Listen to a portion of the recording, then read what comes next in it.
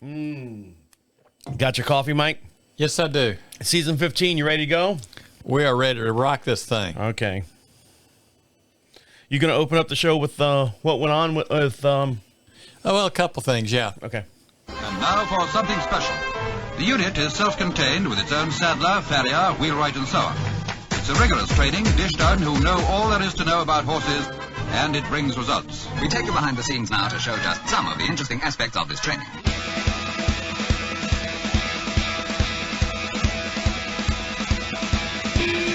Welcome to Equine Dynamics with Mike Stine, the award-winning #1 podcast to create sound of horses from the ground up. Mike Stine is a registered journeyman farrier with an APF1 accreditation. On this week's show, welcome to Season 15 as we kick it off right. Mike is back from his Northern Kentucky trip. He's going to talk about that. Also, talking terminology. We're going to talk about the ablation therapy and also 2 case studies of a horse named Randy and another horse with an infected hoof. All this and much more will be discussed here on Equine Dynamics with Mike Stine. And over to my far right side is Mike Stine. How are you? I am doing good. Travis, how are you doing today? I'm doing excellent. I've been missing you. Have you been missing me? Something terrible. I think I got a song there. I've been missing you. I've been missing you for so long. I think I got a song there somewhere. How you been, Mike?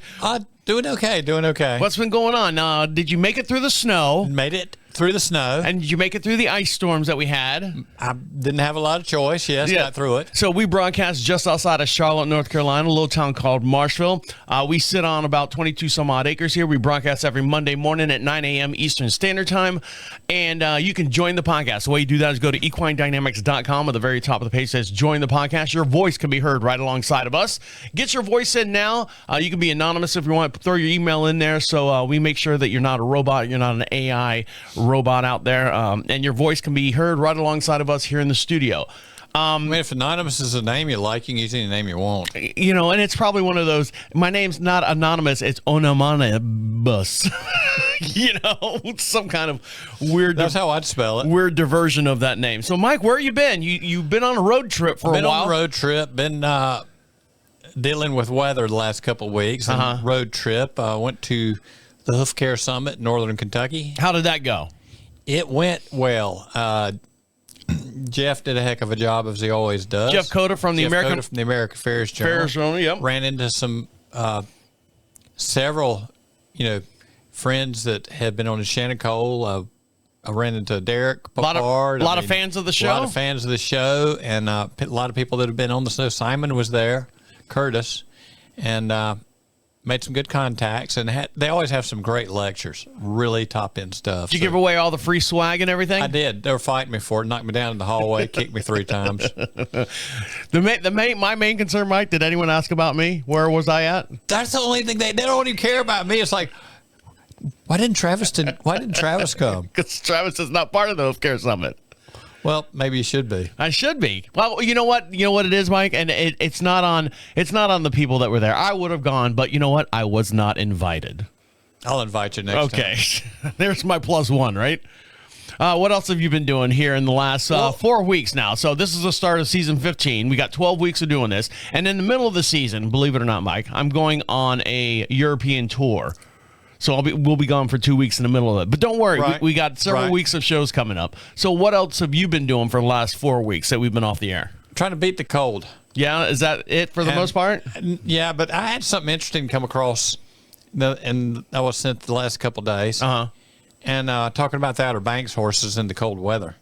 Go ahead. And people are out there helping the horses out, and it showed them taking like the old pink roll mat insulation and wrapping the horses and duct taping it on to keep them warm. You mean like the fiberglass? Yeah. Like I've gotten... That'd make their skin itch, wouldn't it? Yeah. Because, why would they do that? To keep them warm. They didn't have enough blankets for all of them. Is that recommended? Not if you'd like to keep your teeth in your mouth. Yeah, exactly. No, that was all an AI thing. And they sent out a thing they were hoping people didn't get the bright idea to try something like that. See, Mike, now here's the thing. If I was not to know that was AI, and me being the simpleton of the show, my wife is the one who rides. I get all my knowledge from you, Mike, and I get all my knowledge from the horse community through my wife and going to shows and stuff now that I'm allowed to go to horse shows. Right. You have to sit in the corner and keep tape over your mouth when you're there, though, right? Exactly. Don't say a word. If I was to see someone wrapping horses the ankles and stuff, like bell boots and stuff. Well, they were wrapping around the middle of the barrels. Okay. Yeah, no. I would have thought that would be one of those backwoods, hey, we don't have blankets, ding ding ding ding ding ding ding. Let's wrap some of this, Pink Panther insulation around the horse and duct tape it to it. I would have thought that would be something that they'd actually do. Well, somebody may try that, but the work I've done with Mustangs that have come off of the range and are not far off the range, that would not end well. I'm sure it wouldn't. Yeah. I don't the Outer Bank. Get near the horse with it for starters. Yeah, if you could get to that close, it would not end well. So outside of the horses out on the range, the free range horses like Dominique that we have here, there was a time that she had on like 3 blankets at one time because it was like -2 at some point during that snowstorm that we had, but what's to say? Exactly what I'm trying to say, Mike. Can I say it? Can I finish my sentence?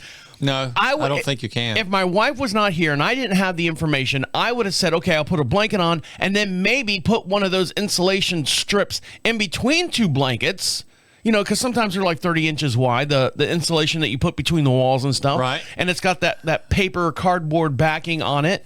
And, you put it between 2 blankets. It would have kept the horse warm. I would have done that. If I would have seen that on Facebook, I would have I'm the guy. I'm the guy who that video was made for. Let's see if some dum-dum goes out there and puts insulation on. That was one of the things that was written up with, from like the Park Service. Is it's like, please don't think this is real, And it's just like the picture of somebody petting a grizzly bear. Well, out in the middle of the forest. Mike, there's a lot of people out there who own horses.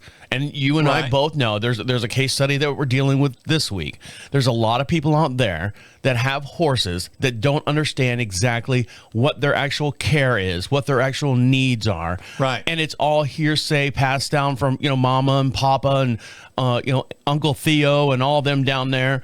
And they never get the correct information. Hence this show. We try to pass along as much real information that we can. We have a lot of guest speakers that come on the show that pass their information on. Yeah, no kidding. It's like the video of somebody playing with a blue-ringed octopus because they're cute. Yeah, exactly. All right, guys. Well, welcome to season 15. This is episode 1. We have 12 weeks of shows for you. I hope everyone got caught up on all the different the past podcasts that you might have missed. And if you're watching this on the YouTube video, you can't see it really right now. But our goal is for this season, we got a brand new camera set up here. So we do have a video that's available for every podcast. You can see the full-length video over on YouTube. You can also, what we're going to do, if you're not a fan of Mike Stine over on YouTube just yet. You got to be a fan of Travis's. Yeah, but you'll get more benefits if you go over to YouTube, search Equine Dynamics Mike Stine over on YouTube, because this season, because of our new setup and the powers that be, we have upgraded our studio for a little bit. We are going to be doing live every Monday. So this show that you're hearing right now will be live starting next week. We're going to give it a little trial run, and if you're the first one on board, you're going to see all the hiccups and all the mess ups and all that stuff. So go over to YouTube right now, search Equine Dynamics Mike Stine. Give them a subscribe. And if you hit that bell, the bell gives you an indication when we go live.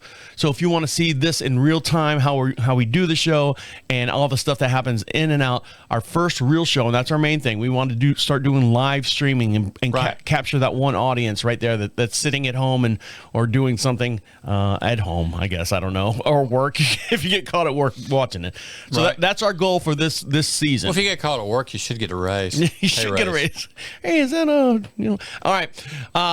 Well, we have a lot to get into, lots to talk about. And when I talk about being on YouTube and watching us live, we've got a lot of videos, a lot of x-rays. One's going to be a little squeamish for you, so we'll warn you ahead of time before we play the squeamish one.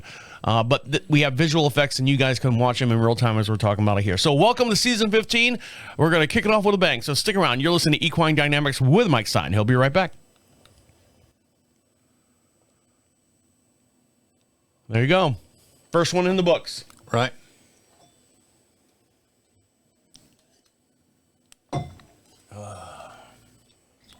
You ready?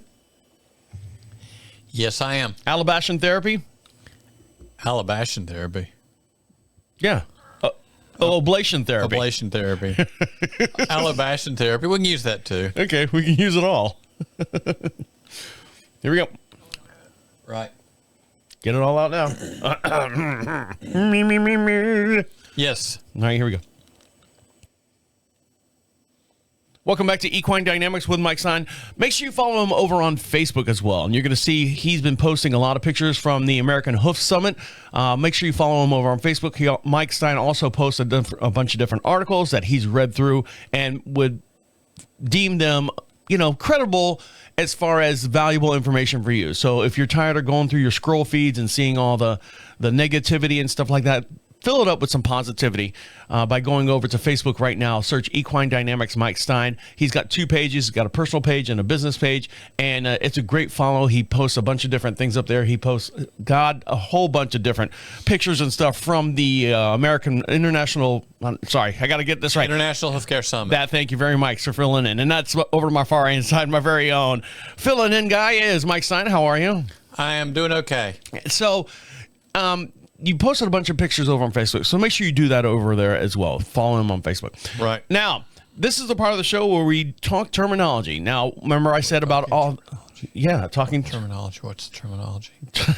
What's term... Oh, okay, go ahead. What? Did you forget how to do the show already? Apparently I did. We're talking terminology. We're talking about ablation therapy, or like I like to call it, alabation therapy. Well, alabation therapy, yes. Ablation therapy. Yeah, that's another word we can put in our book of... We're doing our own dictionary. Our terms. And doing it our way. Terms that we put in there. There's 2 ways to do things, the right way, and then there's our way. So this is talking terminology. This is part of the show where we try to educate you as far as terms you might hear your doctor, your dentist, your horse dentist, your chiropractor, the trainer, all the people that work on your horses might release some of these words in their phrases as they're talking to you. And you're like going, I don't know what that means, but okay, I'll just go with it.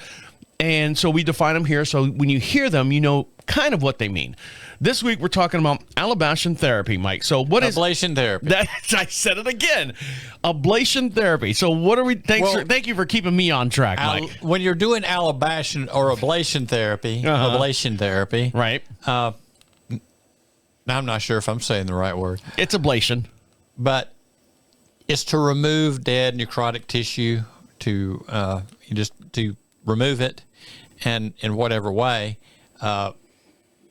The maggot therapy, they have sterile maggots that sometimes they use for this type of purpose. And that works. Yes, it does. That's not one of the Pink Panther insulation on a horse works. No. Okay. No. They are pink.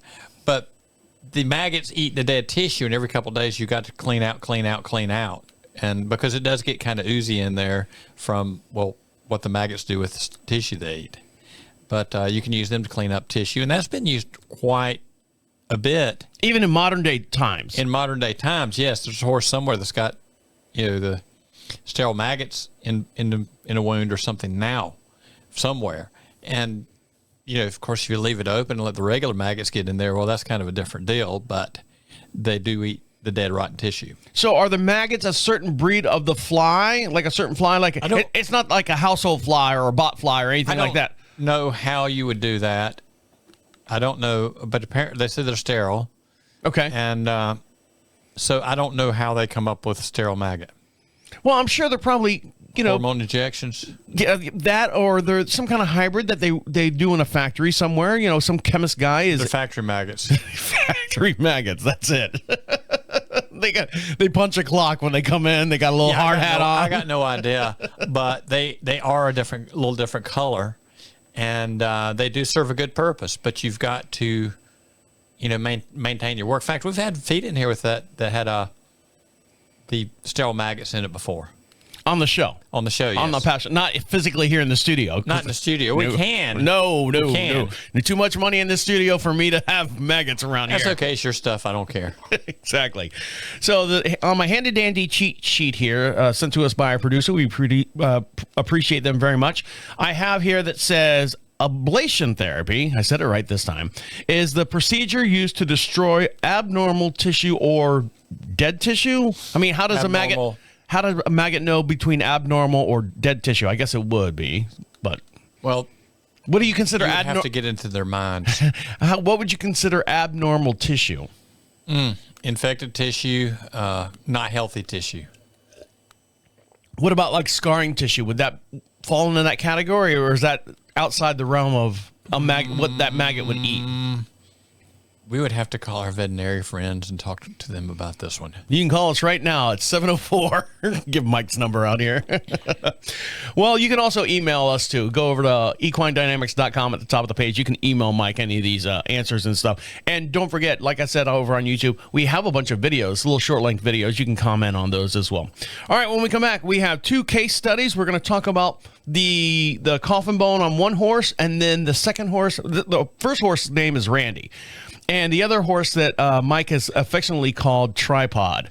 Oh, come on. It has a name. I can't remember. It's okay. But to protect the owner and everything, we don't give the real names of the horses out. Let's call her Betsy. Okay, we'll call her Betsy. So we have a horse named Randy that we're going to work on the coffin bone, and then Betsy has an inflamed or infected hoof. And we're going to dive into those pictures and stuff right now when we come back. So stick around. You're listening to Equine Dynamics with Mike Stine. He'll be right back. Yep. Oh, I'm going to switch your camera. This is the little stuff that I need to do. I need to rotate you like that. So you're looking at the screen. Okay. I am looking at the screen. I know, but the camera was flipped around. Right. Okay, you ready? Right. Here we go.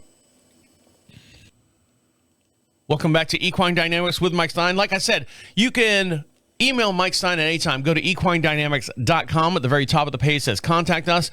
If you have a question for Mike Stine, if you have a comment for the show, feel free to send it to him. It goes right to his inbox, and he'll read it on the very next podcast. We broadcast every Monday morning at 9 a.m. Eastern Standard Time. We broadcast just outside of Charlotte, North Carolina, a little town called Marshville. And our goal for season 15 is that we're going to do live streaming, so make sure you follow us over in YouTube, and you can see this podcast in its real form as we broadcast live on his YouTube channel. So search Equine Dynamics Mike Stine. Make sure you give him a subscribe over there and hit that bell. I hate saying hit that bell, but anyways, because it just sounds so cliche and stuff, and I try not to be cliche. You are cliche. I am. And over my far right side, my very own cliche himself is Mike Stine. How are you? I am doing good, Travis. How are you? Doing well. So did you have a good flight to northern Kentucky? You know, with the weather, it was a little bit of a bumpy ride. Is northern Kentucky considered an international country? It is an international country. Now, we flew into the northern Kentucky Cincinnati Airport. Okay. And did you get around okay? Did you have Uber? Did you walk everywhere? Did you ride a horse everywhere? Well, I rode a horse. No, I got a ride to the motel, and then there were a group of us Ubered back to the airport. Uh-huh. And how many people were at the International Hoof Care Summit? A lot. When you say a lot, hundreds, thousands, millions, 2 million? 2 million. Wow. Hundreds anyway. Hundreds of people there. And good time were had by all? Yes. Did you get enough to eat? Yes, sure did. Did they feed you there, or are you on your own? You are on your own. Oh, God. So how many Vienna sausages and sardines did you eat? That's all I ate the whole time was lived off canned sardines. And bottled water? And the stray cats were following me around. I'm sure they were, Mike. I'm sure they were.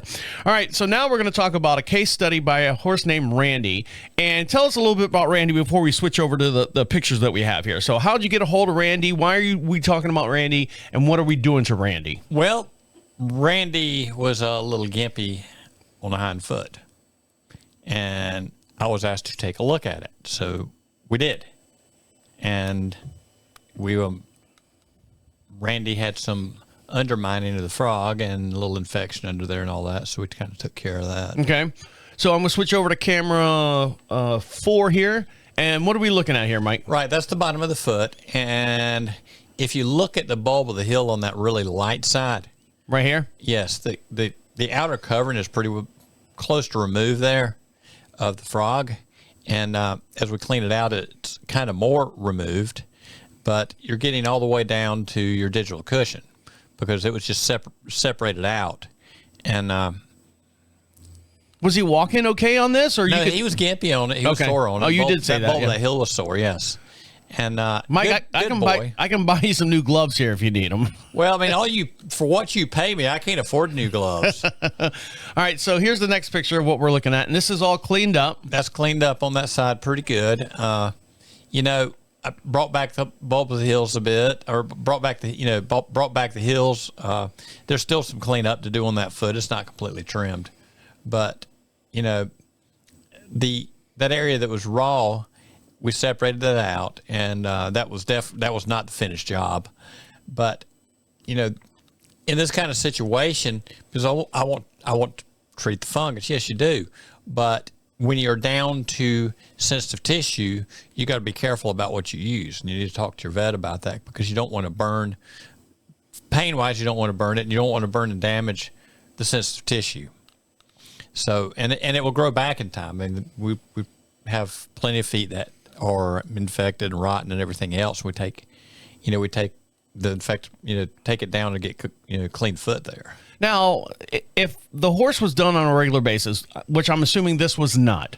Actually, this horse is done on a pretty regular basis. So how did it get to this point, Mike, to where you're like going, hey, look, this is what's going on. What's with the farrier that you have, not to badmouth the farrier or anything.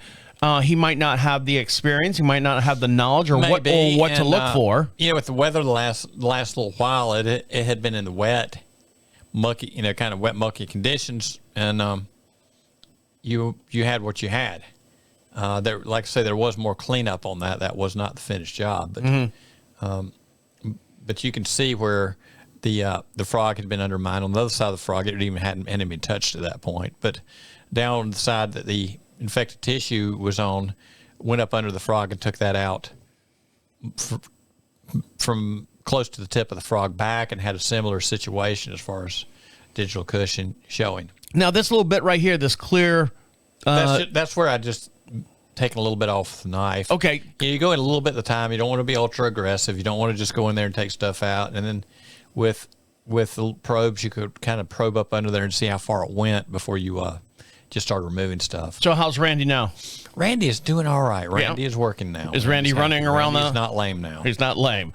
All right, we're going to take a quick little break. And when we come back, speaking of being lame, we're going to talk about Betsy, who has an infected hoof. And I'm going to warn you, the first couple pictures is going to be pretty graphic. Yeah, pretty graphic. So stick around. You're listening to Equine Dynamics with Mike Stine. He'll be right back. As he breaks the rules over there. Some people can't be trained. You know that. You having a good time, Mike? I am. Good. Feels good to be, quote unquote, back in the saddle? Mm-hmm.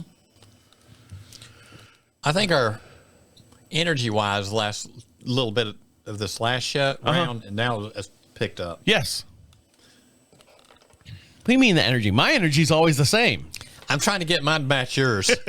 No, I like your even keel. Don't try to match mine. Okay. Because it's two different personalities. Right. I'm just trying to keep you on the tracks. That's all I'm trying to do. How's that working for you? Well, not too good. Not too good. All right. You ready? Yes, I am. Start with this one. There. Right? Okay. Right. Here we go.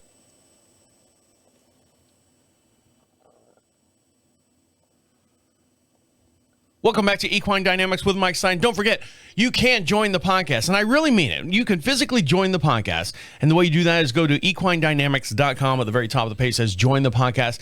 When you see that, it opens up a screen. It's got a little orange bar at the top. It says leave a message for Mike Stine. You speak right into your device. Speak clearly, keep it under a minute at least, and your voice can be heard right alongside of us. We broadcast every Monday morning at 9 a.m. Eastern Standard Time. Starting next week, we'll be live streaming, so your voice can be heard right alongside of us. But anytime during the week, if you're listening to this show on Friday and you decide, I want to leave Mike Stine a message, you go to equinedynamics.com. At the top of the page, hit join the podcast, click record, say your message. You can listen back to it and make sure it sounds okay to you, and then send it. You can be anonymous if you want. It does want an email to make sure you're not a robot, and it comes right to our inbox, and we can listen to your voice right alongside of us here in the studio. And over to my far right side, my very own social media influencer is Mike Stine. How are you? I'm doing well. How are you, Travis? Doing all right. So you left to go to the International Hoof Care Summit. Last week you went? Yes. And then you just flew back in, last night? Boy, are my arms tired. When did you come back in? Came back in on Friday afternoon. So how long was the actual summit? The summit, they had lectures going on Tuesday morning through Friday afternoon. I left out on the Friday morning, and by the time we de-iced and all that, it threw us late coming back into Charlotte. So how many of these hoof care summits have you been to? A good number of them. More than 10, double digits? Yeah. Okay. So out of this one, since I'm going to call you a veteran of anything over double digits would be a veteran of going to this Hoof Care Summit. What's a good takeaway? What did you like to see more of, and what did you not get enough to see? What would you wish they would do for next year? Yeah, You can speak freely. You know, we've only had the CEO of the American Hoof Care Summit or whatever. I think getting more into the body and upper limb and body connections to what's going on with the foot is always a big interest of mine, and some of what I try to get off to people, over to people when I do lectures. Mm-hmm. And putting some science behind it, other than looks like a duck. Right. And so as far as like the actual event, was there enough room? Was there enough restrooms? Was there enough food service? There was, where we were, it was a nice facility, a little bit smaller than when they had it before, but the one that they had before, they had a boat show going and us going and then like another deal going and all that. And because of that stuff, like the marketplace was moved way off from where the lectures were. Mm-hmm. And a lot of walking going on? A lot of walking, not as much as the other. You had a walkway across, so you really didn't have to go outside too much. And there were restaurants nice restaurants within a couple of blocks. So it was, most everywhere you could walk and find a nice meal or whatever. So you had a good time. Yeah. And you learned a lot. Right. Did you bring me back anything? A bad time. Mike, I tell you, every time you go to these things, you're supposed to bring me back something. I should have brought a pen from the room or something. It says Hilton Inn or something on it. Something Here you like go. that. There's your little treat. All right, let's dive into these pictures now. Let's stop delaying here. These pictures that we're going to look at, I'm going to warn you. The first one that we're going to show is not for the faint of heart, weak stomach, or whatever you want to say. And that is going to be. I'm going to switch over to camera 4 here, and this is it right here. Mike, what are we looking at here? Let me explain it first. It looks like there's a coral reef growing on this horse's hoof. Pretty much. Okay. Did I describe it pretty much? I mean, there's purples, there's yellows, there's browns, there's oranges on here. It looks like a coral reef, like you'd see in a saltwater tank. But this is not a saltwater tank coral reef. What are we looking at? No, here? it is not. This horse had damaged his pastern when it was young, and they put plate and screws into it. And at some point in history, one of the screws had backed out, as I understand, and they'd gone back in there, and they got a little bit of a staph thing going. And, of course, the metal in the leg and all that sort of deal. As time went, you got more oozing and stuff carrying on coming out the side of the leg. So this has been going on for a while. And when you say, I'm sorry, I didn't interrupt. Like pus. When you said someone put plates and screws, who put plates and screws? The owner or an actual farrier came out and did this? No. This would have been a surgical deal in a vet clinic. Okay. So someone put plates and screws in there and the screw fell out. One of the screws apparently had backed out, as I understand the story. So anyway, and this is where we were by the time we got called in on we got to do something. And the leg's nasty, infected, and not pretty. I mean, this is a lot of scar tissue. And if you look at that dark part up front, from going into the coronary band is deformed. And at this point, the coronary band is pushed way out of the hoof wall on the back. But that going up the front, that dark, is actually hoof wall type. Well, I mean, it's not really hoof wall, but it's that type of material growing out, because in that closing the leg back up, the coronary band ended up going up the leg, or was brought up the leg, or whatever it might be. But the coronary band, you can't really tell behind that, is pushed out 3/8 of an inch over the hoof wall and causing some real pain and real problems at this point. Okay, so here's the next camera. This is the back leg of the horse. That's the back leg. And, the horse is really not loading that leg. It's up in the air, but there's a lot of muscle atrophy. The horse has not been using that leg normally in, most of its life. I'm looking at the fur, the hair of the horse. Right. Is it fur or hair? I say hair. Hair. Let's say hair. I've never seen this hair pattern on a horse a healthy horse. Right. I've seen healthy horses, but that's all I see. This right here, I've never seen this pattern before ever on a horse. And I'll describe it. We have the Olympics going on. You ever see those downhill skiers where they go and they're in between the blue lines around the flags and stuff? The fur literally takes lefts and right turns all the way down from the hind behind the tail all the way down the back of that leg. Yes, it does. And there's a big lack of muscle there, and the horse had been pretty happy.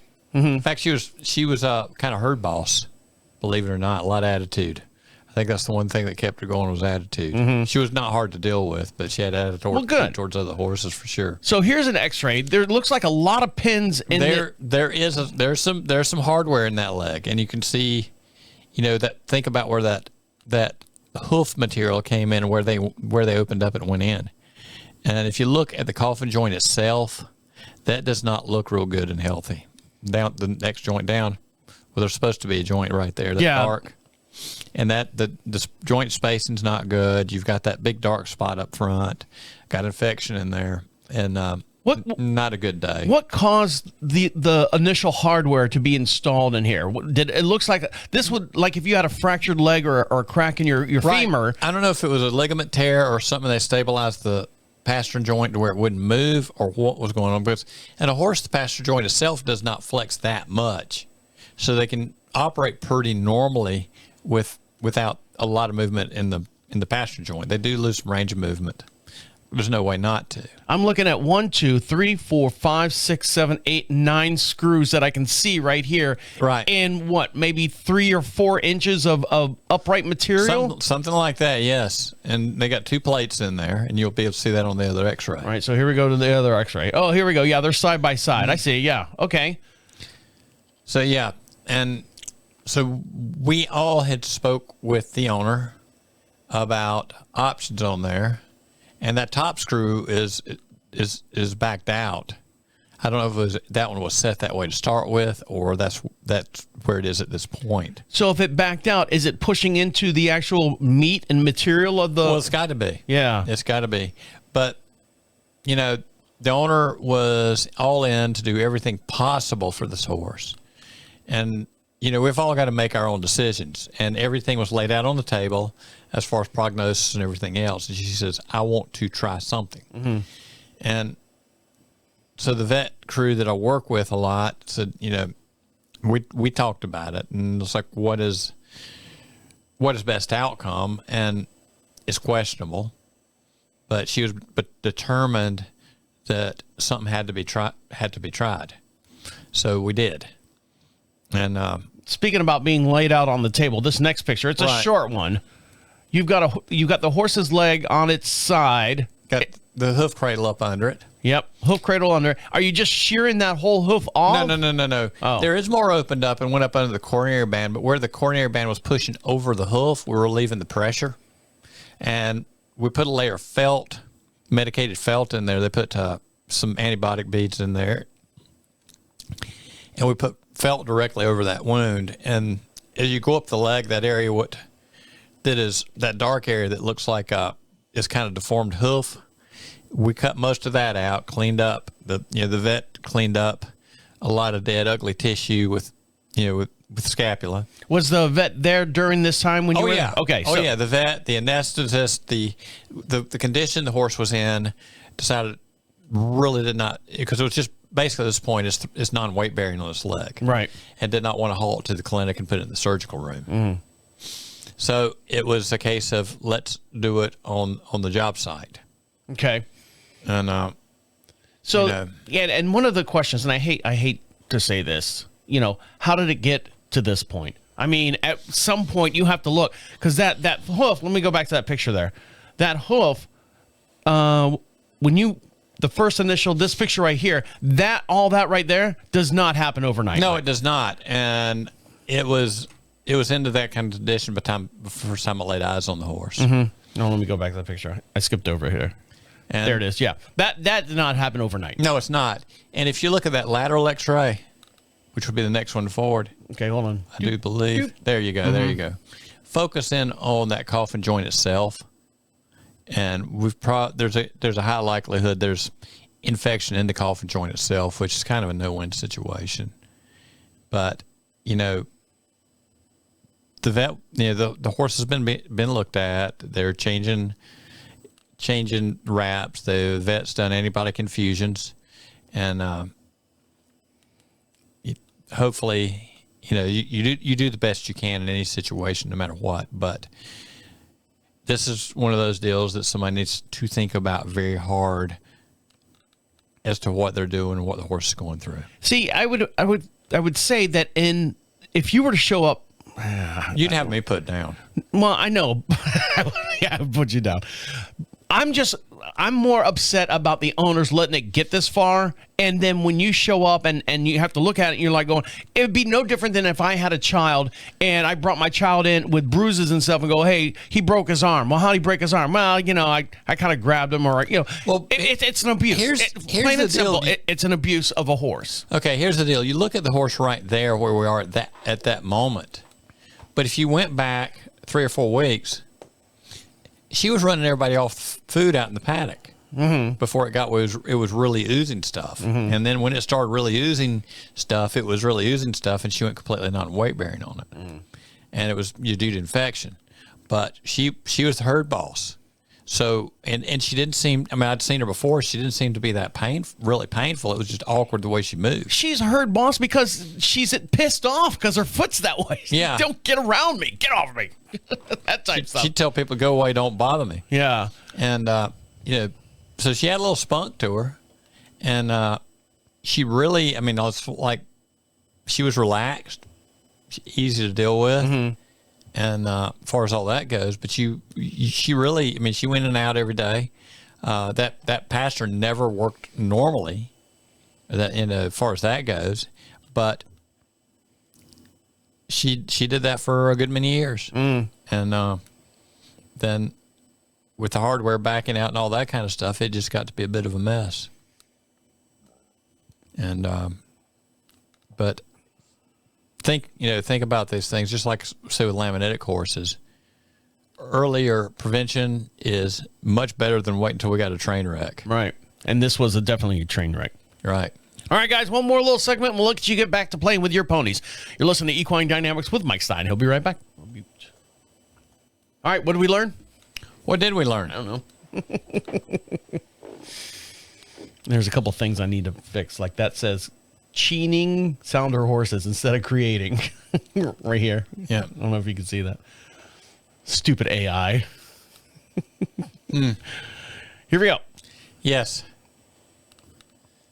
Welcome back to Equine Dynamics with Mike Stine. If you would like this podcast to perform out at your clinic, your location, anything you got going on, if you've got another festival, some kind of summit going on, email Mike Stine over at equinedynamics.com. At the top of the page says clinics. Fill out that little form. We'll pencil you in. Right. We've got, this is season 15, start of season 15.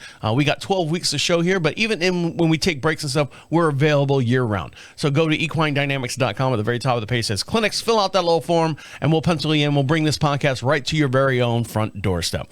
And over to my far hand side, my very own, I got a call here. Sorry. My very own immaculate collection is Mike Stine. How are you? I am doing good. How are you? I'm doing well. So, Mike, what did we learn today? What did we learn today? Talking terminology. Ablation. I said it right. Ablation therapy. It's just removing the dead tissue, necrotic and dead tissue. And we learned tissue, abnormal tissue. And my handy dandy cheat sheet here says the procedure used to destroy abnormal tissue. And you said we can use those genetically engineered maggots that ate through that, and they still use that today. Right. And also a case study of a horse named Randy. Let me switch back. Let me get off the bad picture here. Let's go to where's Randy at? There's Randy. All right, and this is Randy, and tell us what we were doing with Randy. We're removing where the frog had been undermined with infection, and pay attention to your horse's feet. Treat them as need be. a little bit of maintenance will go a long way. I'm not saying that they were not doing some maintenance on this horse as far as picking feet and all that, because I know the situation they were, but sometimes things can get down in there deep that you're missing. And also a case study of a horse named Betsy who had a infected hoof with some hardware that came loose inside the hoof and was not maintenance or maintained or looked after. So what are we looking at here? Right. Early prevention is always better, and the infection had gotten to be a bit of a mess, and it was the last donor wanted to give it forth an effort. But let's think about what is reasonable for us and our horses. So we give it the best we can on all that we do. And you had a good time at the Hoof Care Summit. Had a very good time. Met and talked to some of my friends from other countries that I only see once a year. Right. And was Simon Kokoza there? Simon Kokoza. No, Simon probably would not be at the Hoof Care Summit. Simon Curtis was there. Simon Curtis was there. I just think Simon Kokoza because I know he was trying to get over here to the United States and start his. He should have come. Yeah, he should have come. And fun was had by all. Yes, always. Always. Good deal. Glad to have you back, Mike. Glad to have you back as our listeners here on season 15. If you enjoy the show and you like this show to... What? Where are you going? You're not going anywhere. Just fumbling with stuff. Go ahead. We're not done yet, right? And if you've enjoyed the show, make sure you follow him over on Facebook. That's Equine Dynamics Mike Stine. He's got 2 pages, personal and business. Either one, if he shares on one, you'll see those articles on his other one as well. And make sure you join us over on YouTube as well, because next week we're going live. Mike, we're going to be live, so everything you say, live. Yeah, you got to watch your mouth during the breaks. There's going to be millions of people watching us. So go hold the mirror right here so I can see what it's doing. Well, just look at the screen. The screen you got in front of you, Mike. That's right. I got a camera looking at it, so I can look at. Yeah. I mean, we spent all this thousands and thousands of dollars for new camera equipment in here, and all the bugs and whistles that go with it to make sure that we have a great product for you. So join us over on YouTube. Search Equine Dynamics Mike Stine. On behalf of Mike Stine over there, have a good day. Enjoy your ponies. My name is Travis, saying welcome to season 15, and see you next week. Just close your eyes and dream. There you go, Mike. Dream on. Oh, thank you. Someone. Sure? Yeah. Okay. Hi, Lucky. Good night, Ned. Hi, Dusty. Good night, Ned. Good night, Ned. Yes.